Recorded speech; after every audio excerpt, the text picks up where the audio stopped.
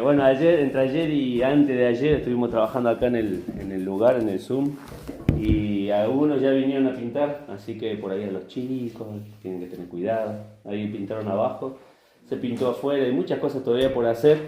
Y como decía, estamos en este modo de aniversario, porque estamos a casi 30 días del aniversario, que la iglesia cumpliría 25 años de que está acá, en este lugar, desde el momento que Luis Reiner comenzó a venir en Semana Santa con su familia a este lugar. Así que hay una trayectoria, hay una historia con respecto a la iglesia, personas que han venido, personas que se han ido, personas que se han quedado, personas que han escuchado el Evangelio y nunca tomaron decisión por Cristo. Hay mucho para poder decir y compartir, pero lo más importante de todo es que el Señor tiene un propósito en este lugar. Y es la generación que nos toca a nosotros servirles a nosotros, la generación que nos toca acompañarlos en el que conozcan a Jesucristo. Siempre me acuerdo de la frase de David cuando David decía que él sirvió a su generación.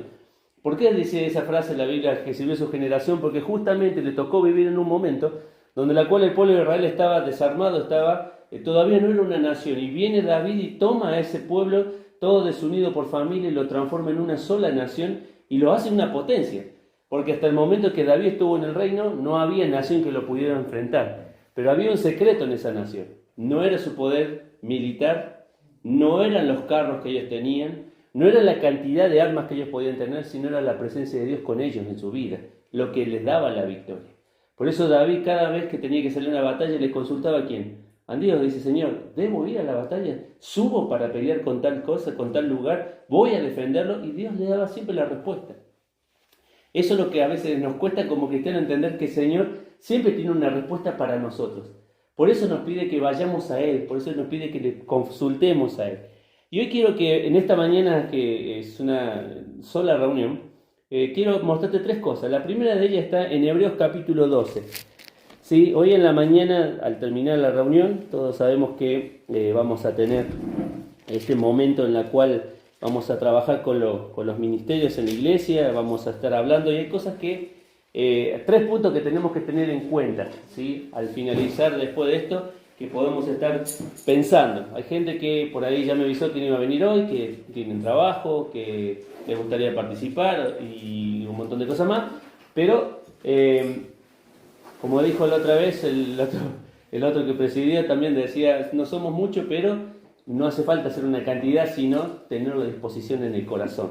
Y dice así la primera, capítulo 12 del libro de Hebreos, ¿sí? Los últimos dos versículos muy conocidos, pero tal vez hoy te los quiero traer a tu memoria para que puedas entender algo de lo que el Señor tiene para nosotros. Dice así que, versículo 28-29, recibiendo nosotros un reino inconmovible, tengamos gratitud y mediante ella sirvamos a Dios, agradándole con temor y reverencia. Versículo 29, porque nuestro Dios es fuego consumido.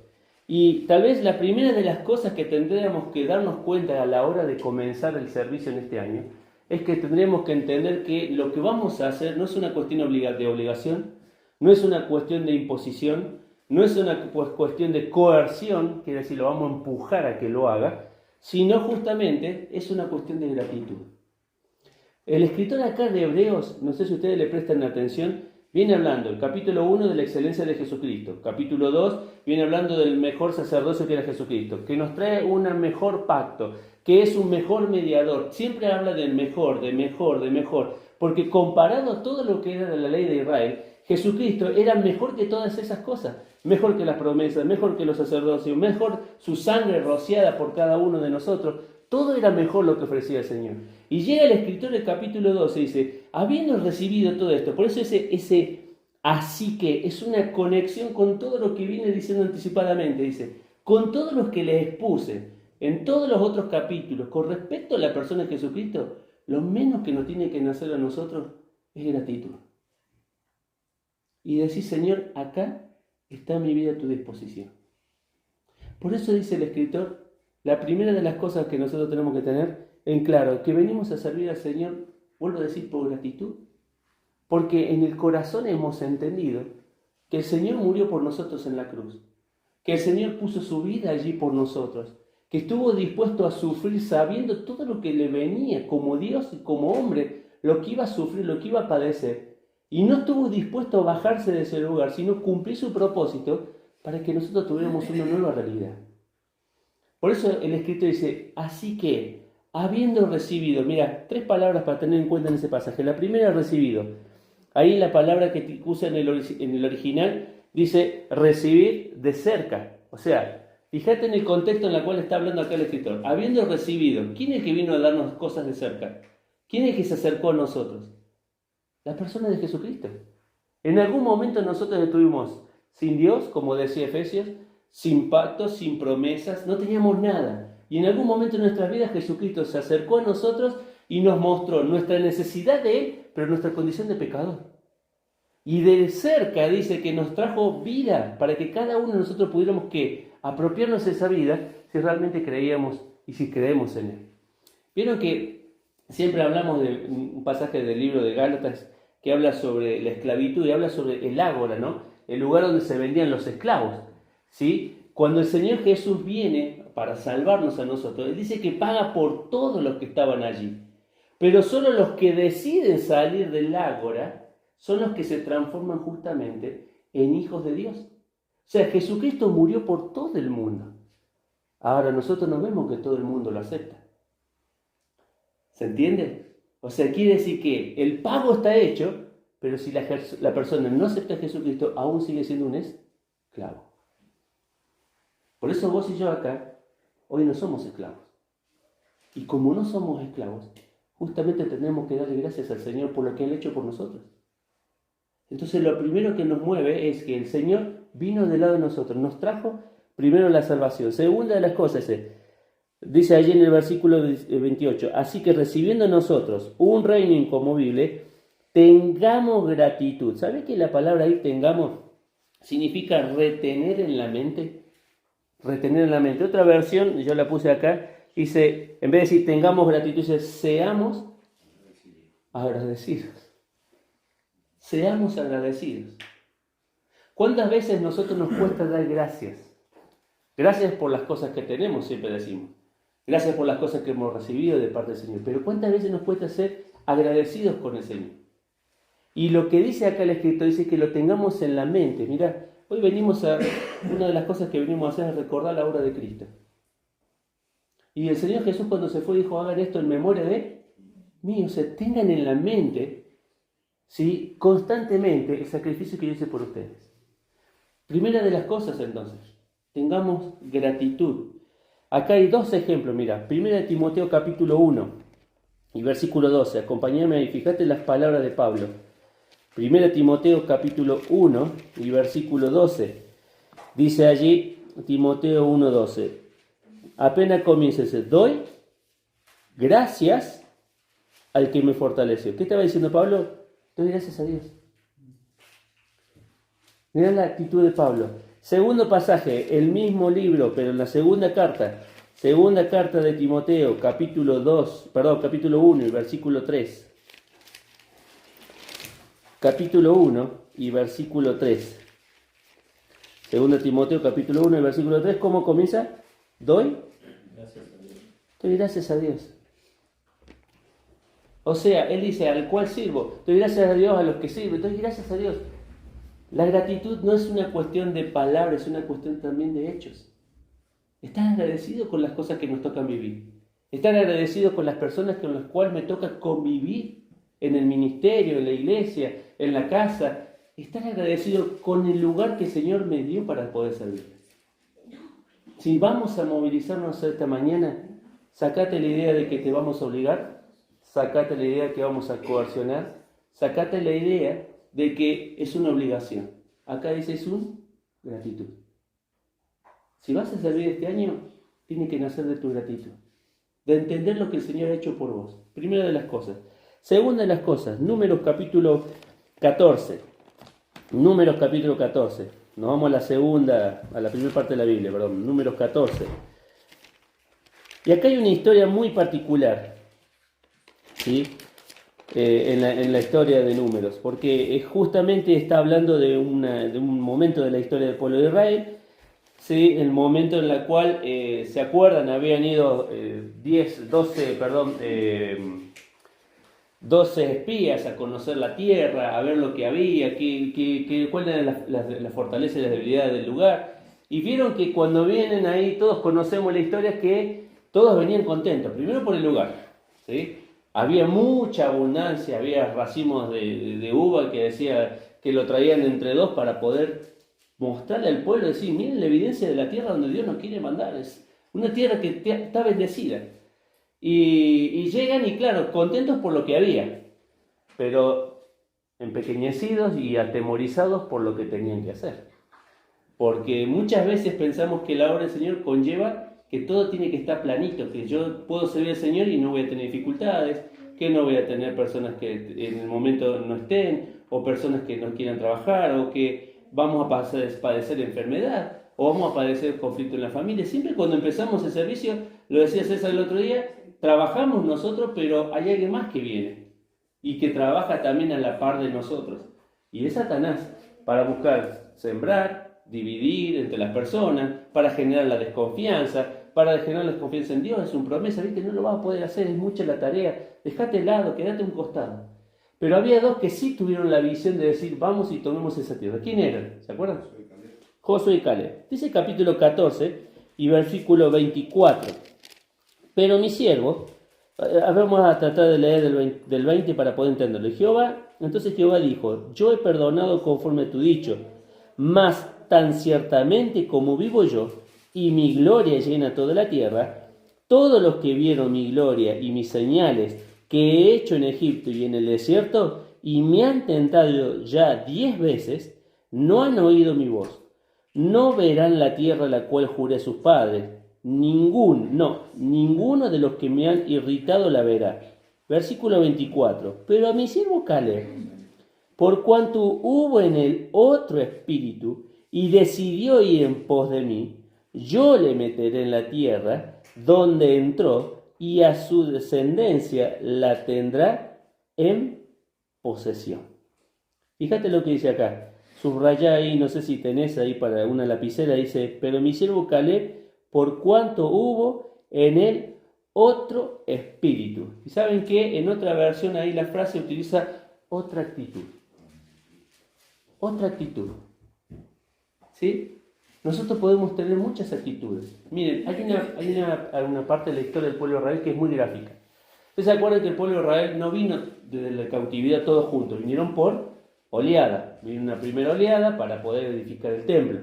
Cuando viene la primera oleada para edificar el templo y poder construir nuevamente las bases del cimiento, dice que se estaban tirando las bases y que había un alboroto en el pueblo, estaban los que lloraban por el pasado y estaban los jóvenes del presente que miraban la oportunidad de ver de nuevo el templo. ¿Qué pasaba?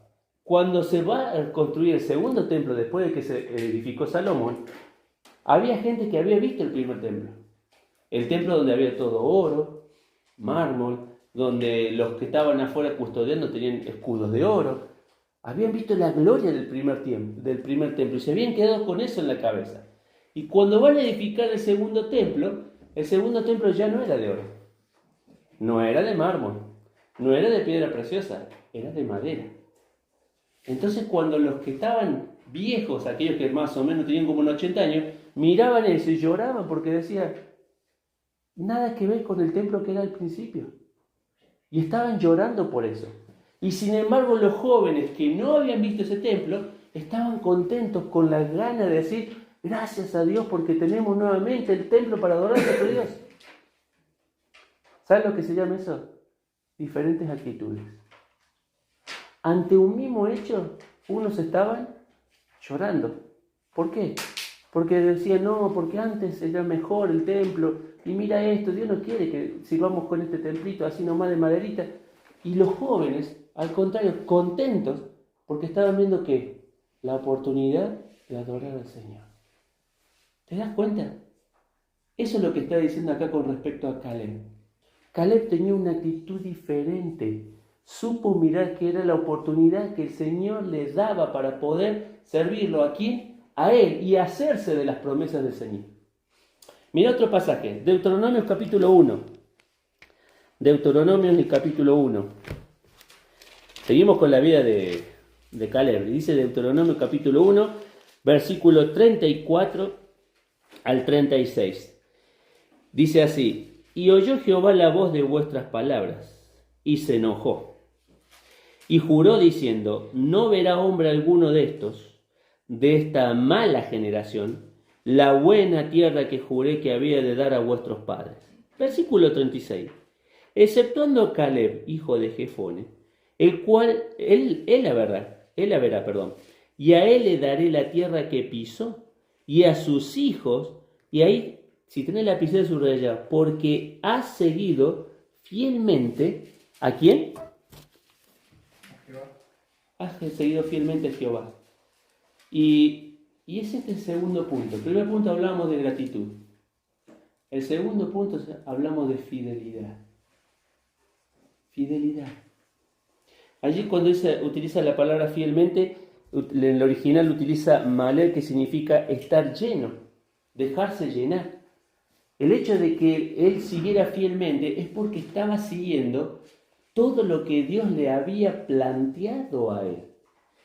Vieron que cuando ustedes vemos la vida de Moisés a lo largo del Pentateuco, siempre encontramos esta frase: y Moisés hizo como Jehová le había mandado.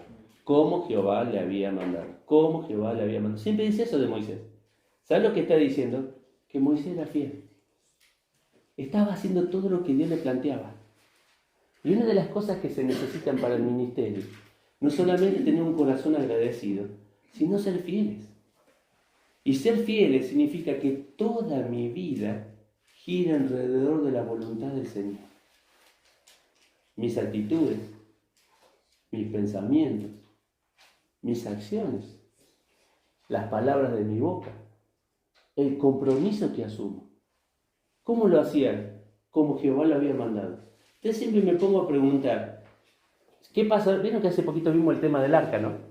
Y que tenía unas medidas, 147 por, no me acuerdo si 41 y no me acuerdo de la otra medida. Pero ¿qué pasaría si Moisés le hubiera dicho: ¿por qué la tengo que hacer de 1,47? ¿Por qué no la hago más chica, 1,40? ¿Para qué manda con 7 centímetros más? La hago más chica. Así pesa menos y la podemos llevar. Imagínense si Moisés hubiera dicho eso. Imagínense si Moisés hubiera dicho: ¿para qué la vamos a labrar con madera de acacia? Hay teniendo tantas maderas duras que pueden ser también perdurables. Pero lo que estaba diciendo es que no estaba cuestionando la manera de hacer las cosas, sino que estaba siguiendo lo que Dios le estaba diciendo que hiciera. Y eso se trata de fidelidad. Es que a veces nosotros queremos hacer las cosas, pero como decía una gran canción que escuchaba el otro día, a mi manera. Una de Frank Sinatra. Y siempre cantamos, y siempre la escuchamos y nos llena. La escuchamos en inglés y nos gusta. Na, na, na, na, na, na, na, na, na, na, na. Conocidísima la canción, digo. Es reconocida, pero en la traducción de la letra, el escritor dice: salí con mujeres, viví mi vida, tomé alcohol, hice lo que quise, y después está diciendo: a mi manera. Yo viví mi vida como yo quise vivirla. Y ahí está el conflicto de la fidelidad a Dios y de la no fidelidad a Dios. Es que a veces nosotros queremos hacer las cosas a mi manera, a la manera de Mario, como le gusta hacerla, a la manera, no sé, de Emma, a la manera de Cristian. Cada uno puede poner su nombre y decir: yo quiero hacer las cosas a mi manera. Entonces cuando pensamos eso, queremos servir a Dios a mi manera, un 50 y un 50, un 10 y un 20, un fin de semana sí, un fin de semana no. Hay una historia que me gusta, que la leí el otro día. No sé si ustedes todos conocen a Theda Krieger, la fundadora de Lapel, Argentina, ¿sí?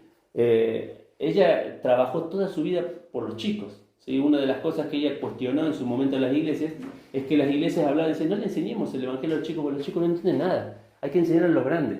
Entonces ella vino detrás de esa idea y dice: ¿cómo no le vamos a enseñar a los chicos? Al contrario, primero a ellos tenemos que ir con el evangelio, porque ellos son los que pueden realmente entender de pequeños lo que es la vida de Jesucristo. Y ella formó todo este movimiento LAPEN. ¿Saben lo que es LAPEN, no? Liga Argentina, Prueba Evangelización del Niño. ¡Eso! Prueba Evangelización del Niño, LAPEN. En otras partes del mundo se llama APEN y tiene otras siglas en inglés. Ahora, Un día a ella la invitaron a que fuera, ¿sabe a dónde? A dar una clase, a tomar una clase en Palabra Vida, con chicos grandes, jóvenes. Entonces Teda le dice, yo estoy acostumbrado a enseñar a los chicos, dice, no estoy acostumbrado a enseñar a grandes. Dice, no, pero queremos que vaya y cuente su ministerio, su trabajo, su testimonio, para que las juventudes que vengan también tengan una visión con respecto a los chicos. Bueno, dice, yo no sé, voy a tratar, bueno, voy, dice, no voy toda la semana, pero una voy. Y cuando va ese día, dice, ella se presenta arriba del escenario y dice, yo les voy a enseñar cómo le enseño a los chicos.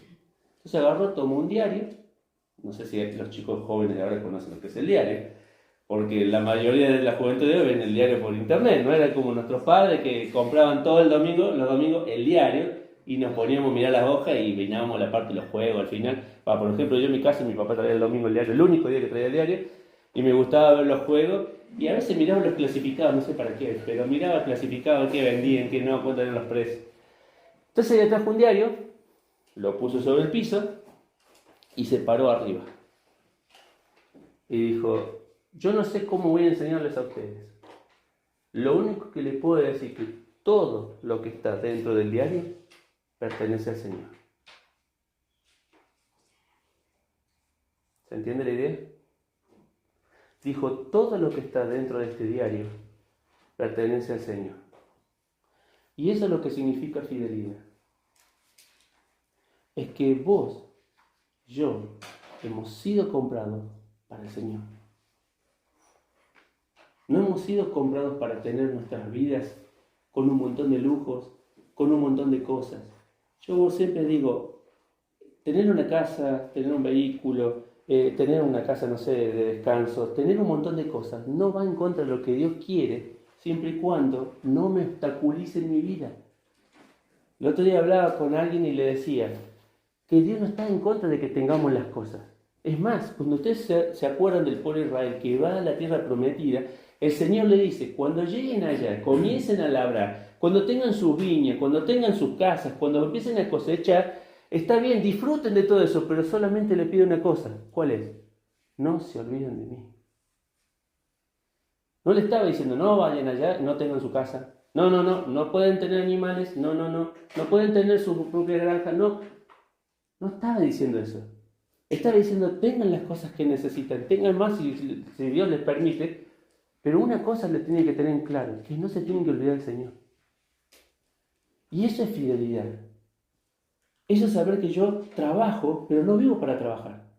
Trabajo para vivir, para poder tener lo necesario, para poder decir, necesito esto. Y cuando a veces la matemática del bolsillo no me cierra, tengo que confiar que el Señor dijo que nunca me va a faltar nada. Que aunque yo piense que no voy a llegar a fin de mes, el Señor sí me va a hacer llegar a fin de mes. Entonces, fidelidad, justamente está diciendo acá, lo que estaba diciendo este hombre, es saber vivir tu vida para el Señor. La pregunta es, ¿todo lo que encierra ese cuerpito le pertenece al Señor? ¿Dios puede tomar de tu vida? Entonces, la primera de las cosas, gratitud. Segunda de las cosas, fidelidad. Tercera de las cosas, segunda de Timoteo, capítulo 2. Segunda de Timoteo, capítulo 2 y versículo 21. Y este es el tercer punto. Capítulo 2 y versículo 21. 2:21. ¿Todo lo tenemos? Segunda de Timoteo 2:21 dice así. Así que, si alguno se limpia de estas cosas, será instrumento para honra, santificado, útil al Señor y dispuesto para toda buena obra. Lo volvemos a leer. Dice, así que, si alguno se limpia de estas cosas, será instrumento para honra, santificado, útil al Señor y dispuesto para toda obra. La tercera de las cosas que el Señor acá nos pide a nosotros es disposición. Fíjate que acá está diciendo, si alguno se limpia, ¿será qué cosa? Instrumento. ¿Sabes que la palabra instrumento ahí es un vaso de barro? Es un vaso de barro, un instrumento común. ¿Vieron que Pablo siempre dice? Para que la excelencia del poder no sea de nosotros, sino de el que está en nosotros. Y dice que nuestra vida es como un barro. El Señor Jesús presentó la historia del pueblo de Israel y dijo que Él era el alfarero que le daba forma ¿a qué? Al barro. Nosotros somos el barro. Nosotros somos ese instrumento que no sirve para muchas cosas, pero Dios se digna a tomar nuestra vida. Pero primero las cosas que dice, si alguno se limpia. Y la palabra limpia, ¿sabes lo que significa ahí? Tomar un purgante, un laxante. Hace unos, no me acuerdo, cuando estaba mi mamá viva todavía, hace unos años atrás del 2011 seguro, tuvimos que viajar a Neuquén porque, les voy a contar una intimidad. Iba al baño y bueno, cuando iba al cuerpo, iba con sangre. Entonces, los doctores que estaban acá no lo encontraban la vuelta y dicen, no sabemos qué te pasa, tenés que hacerte un estudio. ¿Cuál es el estudio? Uno que te tienen que sacar todo lo que tenés adentro, dormirte, para que ellos puedan hacer el estudio. ¿Y dónde se hace? ¿En Neuquén? Bueno, viajamos, justo estaba mi mamá, fuimos a Neuquén. Voy a Neuquén y me dice, no te podemos hacer el estudio ya. Tenés que comprarte esto, me dieron un bidón de 5 litros, tenés que tomarte esto, y cuando lo tomes, dice, está cerca de un baño, dice, porque te va a limpiar todo, y después al otro día, a tal hora, vení que te hacemos el estudio. Mamá, era un purgante. Imagínense, no estar en tu casa, estar en Neuquén, no había estación que no visitara. Iba a todas las estaciones de servicio y estaba allí. ¿Por qué? Porque el purgante lo que tiene es abrir las puertas y que todo se vaya, que se despida del cuerpo. Eso es lo que está diciendo acá el escritor. Cuando dice, si alguno se limpia. ¿Qué quiere decir? Que tiene que abrir las puertas de su vida y sacar todo lo que realmente no sirva. Sacar todo lo que realmente no sirve para la obra del Señor. Porque para ser un instrumento, como dice ahí, limpio, si alguno se limpia, será un instrumento para honra. Para ser ese instrumento para honra, yo primero tengo que estar limpio. No puedo tener mi vida sucia. No puedo tener mi vida con malos pensamientos. No puedo tener mi vida con murmuraciones. No puedo tener mi vida con malas acciones, con malas actitudes con respecto a la palabra del Señor y mis hermanos. Estábamos viendo en el devocional de hoy las buenas relaciones, para que hagamos las cosas que le agradan al Señor, decía el devocional de hoy. Y acá estuvimos cantando también una vida que le agrada al Señor y que tengamos que agradar al Señor. El Señor nos mira en todos lados. Y justamente el Señor está diciendo, tenés que sacarte esas cosas para que yo pueda utilizar tu vida. A veces pasan años en nuestra vida. Años pasan en nuestra vida. Y Dios no puede terminar de utilizar nuestra vida porque nuestra vida está sucia. Hay cosas que no largamos. Hay cosas que permanecen aferradas a nosotros. Heridas, pecados ocultos y cosas que todavía estorban en la vida del cristiano y no nos permiten avanzar. Dice el Señor acá, Pablo escribiéndole a Timoteo, si alguno se limpia, será instrumento para honra. Y fíjate las 3 cosas que dice ahora. Santificado. ¿Sabes lo que significa esto? Consagrar. Separarlo para algo. ¿Ustedes se acuerdan de los utensilios del pueblo de Israel, los que se usaban para el templo? ¿Se acuerdan o no? Todos los utensilios que había dado ahí. Bueno, esos utensilios eran dedicados al templo. No podía ir uno y decir, che, ¿sabes qué? No tengo hoy para hacer fuego. No me prestaron uno de los utensilios ahí. No tengo un cubierto, me falta, no sé, unos cuchillos, algo para agarrar las brasas. Che, no me prestan los del templo, ya te los traigo si los uso en mi casa y después yo te los devuelvo un ratito. No. ¿Por qué? Porque esos utensilios estaban dedicados para el uso del templo. Ese es el concepto que Dios vierte acá. Santificado quiere decir que tiene una función para hacer y está dedicado a. En el caso de los utensilios era dedicado al templo. En el caso de nuestras vidas, ¿dedicado a quién? ¿Dedicado a quién? ¿A Dios? Dedicado a Dios. Por eso Santiago dice, no puede salir de la misma boca, Dios te bendigo, gracias Señor, y te da vuelta y lo ve a tu hermano basura, pero Porque de la misma boca, dice, no pueden proceder dos aguas. No puede salir agua dulce y agua salada. De la canilla de la casa tenemos agua caliente y agua fría. Pero es una canilla con dos funciones. Pero no le doy una vuelta y me sale un litro de vino, no le doy una vuelta y me sale Coca-Cola, no le doy vuelta y me sale agua mineral. Sale agua. Y eso es lo que está diciendo. Nuestra vida tiene que estar dedicada. El pueblo de Israel, el último de los reyes, Sedequías, fue el último, antes que muriera. Bueno, Sedequías fue el último rey, dice que cuando viene Nabucodonosor, destruye el templo y toma todos los utensilios y se los lleva a Babilonia y los pone en su templo, a su Dios, y los deja ahí.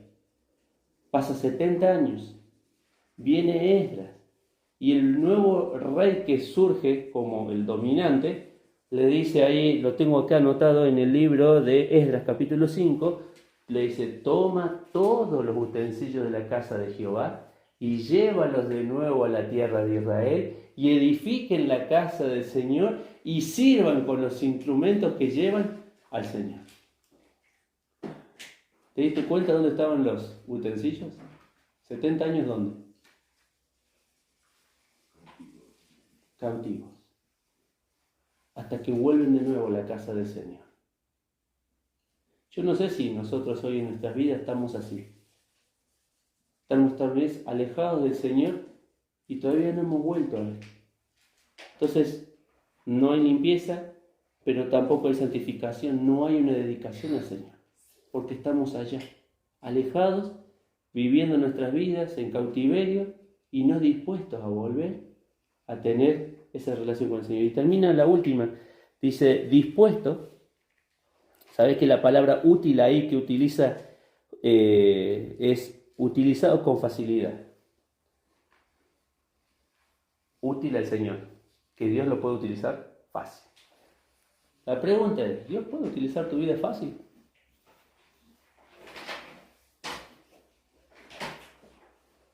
¿Puedes disponer de tu vida? A veces no es tan fácil la disposición. Porque como dice el capítulo anterior del libro de Timoteo, a veces estamos atados con muchas cosas. Estoy atado por el trabajo, estoy atado por la familia, estoy atado por aquello, estoy atado por aquello. Y cuando me quiero soltar, hasta a veces por los amigos estoy atado, ya estoy agarrado de todos lados y no puedo tener una facilidad de decir, Señor, acá estoy. Usarme. Útil al Señor. Y termino ahí, justamente dice, y dispuesto para toda buena obra. Termina diciendo, preparados para poder ser útiles al Señor. O sea, fíjate vos, si no comienzo limpiando mi vida, no puedo ser un instrumento útil, no puedo ser un instrumento que se deja utilizar con facilidad y no puedo estar dispuesto. Parece el siglo XX eso que se lo escribió, porque siempre escuchaba todo, vamos a hacerlo, no, tengo tiempo, sí, tiempo. No tengo tiempo. Yo les pregunto algo, levanten la mano. ¿Quién tiene tiempo? Nadie tiene tiempo. Pero sí nos hacemos el tiempo por las cosas que queremos. Sí nos hacemos el tiempo por las cosas que queremos. Entonces, tenemos que replantear nuestra vida. Si queremos servir al Señor, la primera era gracia, la segunda, fidelidad, y la tercera, disposición.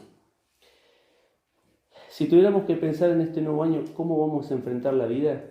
¿Cómo tendría que haber? Vieron que siempre hay un lema por año en las conferencias, en lo que sea. Si tuviéramos que definir un lema, a mí me había gustado que me estuvo dando vuelta en toda la semana.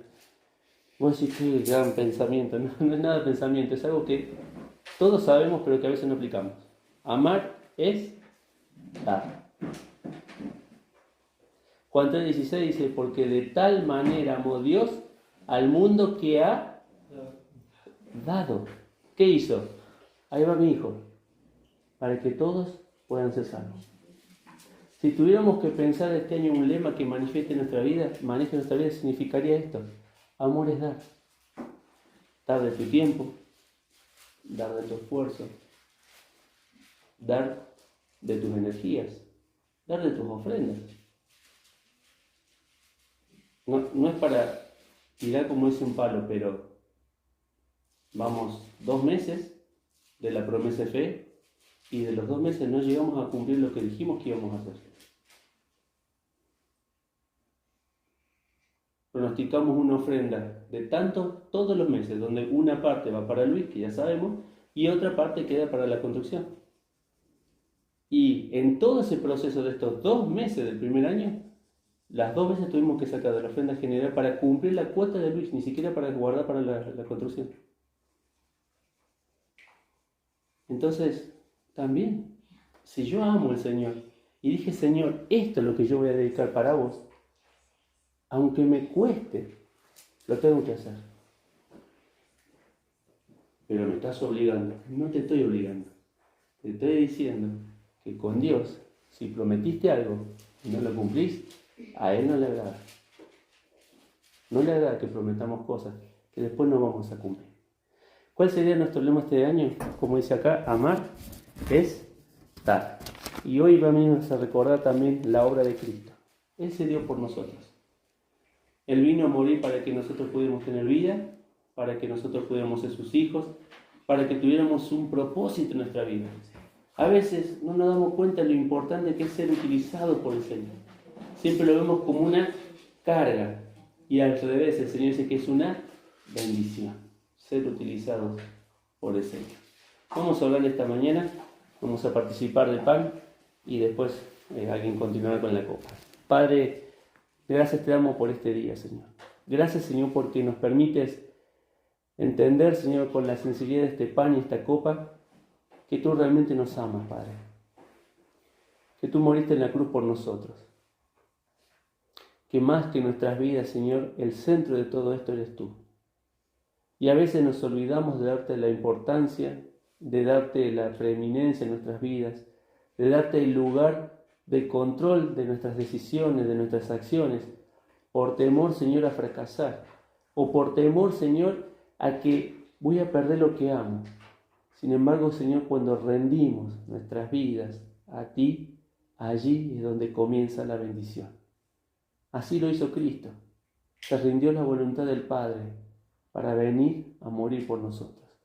Te damos gracias, Señor, por este tiempo, porque podemos hablar de ti con libertad. Alimenta nuestra mente y nuestro corazón con tu palabra y que seamos fieles, Señor, fieles a servirte a ti en todo momento. Gracias por la obra de Cristo. En Cristo Jesús. Amén, Señor.